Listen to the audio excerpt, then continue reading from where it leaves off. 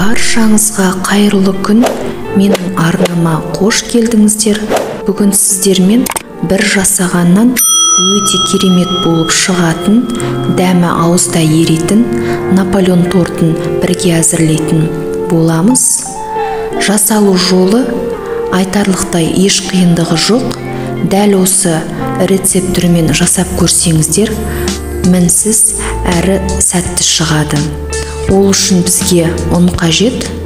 Електен өткізілген ұнымыздың үстіне 82%-ық мұздай тоңазытқыштан шыққан майымызды осылай үккіштің майда көзінен ұнға ауната отыра өткізіп аламыз.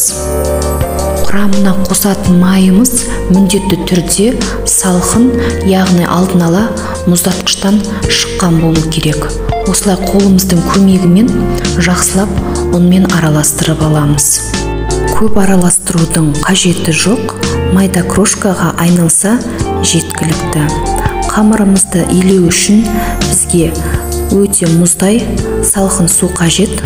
Суымызға тұзымызды және де алма уксусын құйып, егер алма уксусы болмаған жағдайда кез келген 6 немесе 7%-ық кез келген уксусты пайдалансаңыздар болады.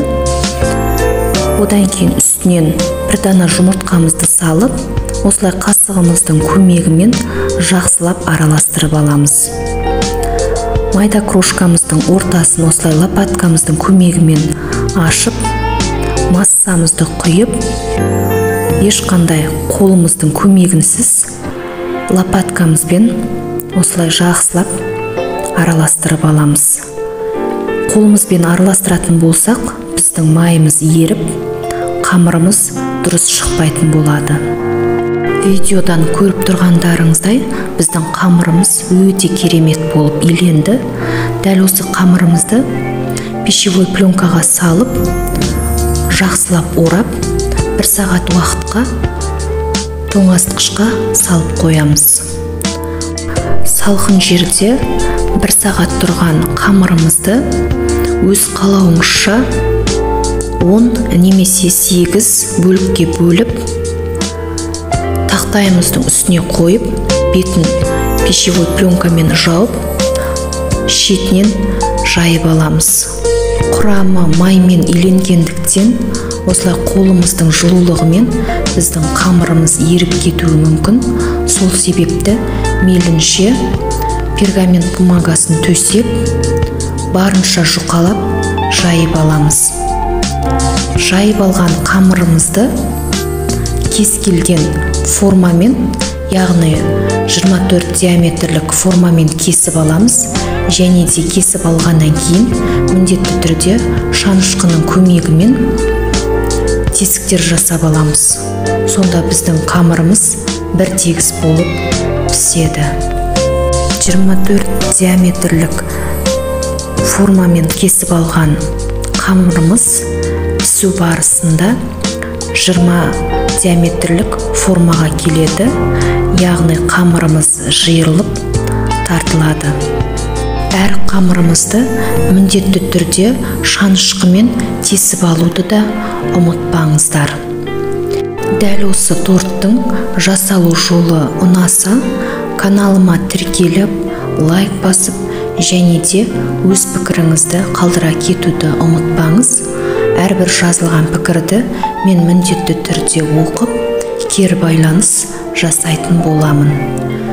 Ал егер каналыма тіркелмеген жаңа көрермен болсаңыз, міндетті түрде подписаться батырмасын басып, және де қасында қоңырауша белгісінде баса кетіңіз.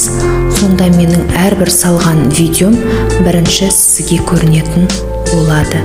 Міне, біркелкі болып шыққан біздің корждарымыз дайын. Ендігі кезекте креміне кірсеміз, ол үшін сүтіміз, қантымыз, майымыз, жұмыртқамыз және де кукурузды крахмал қажет. Ең алдымен жұмыртқамызға қантымызды салып, біздің қантымыз ерігенше осылай венчигіміздің көмегімен жақсылап араластырып аламыз. келесі кезекте дәл осы массамыздың үстінен кукурузды крахмалымызды салып, тағы да жақсылап араластырып аламыз. Біздің крахмалымыз біркелкі болып, ешқандай арасында түйіршік қалып кетпейтіндей жақсылап араластырып аламыз. Міне, біздің массамыз дайын.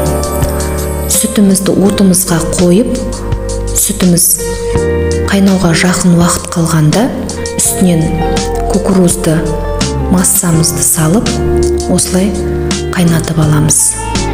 Міне, біздің креміміз дайын. Ендігі кезекте дәл осы кремімізді шамалы суытып алып, үстінен 82% майымызды салып, тағы да жақсылап араластырып аламыз. Осымен біздің тортымыздың арасына жағатын креміміз дайын. Тортымыз жылжып кетпес үшін міндетті түрде подложкамызға шамалы крем жағып, одан кейін рет-ретімен корждарымызды қойып, араларына кремін жағып шығамыз. Дәл осы Наполеон тортының рецептісі, яғни толық құрамы мен мөлшерін төменде описанияда, яғни жазба бөлімінде толықтай жазып қалдыратын боламын. Қалған корждарымызды осылай блендеріміздің көмегімен біркелкі массаға келтіріп үгітіп аламыз. Дәл осы масса біздің тортымызды әрлеуге қажет болады. Тортымыздың сыртын дәл видеодағыдай қаптап, бетінен кез келген жеміс түрімен әсемдесеңіздер болады. Дәл осы рецептпен сіздерге де жасап көруге кеңес беремін. Дәмі сөзсіз өте керемет болып шығады. Видеоны соңына дейін қарағандарыңызға үлкен рахмет. Сіздермен болған Гүлнұр.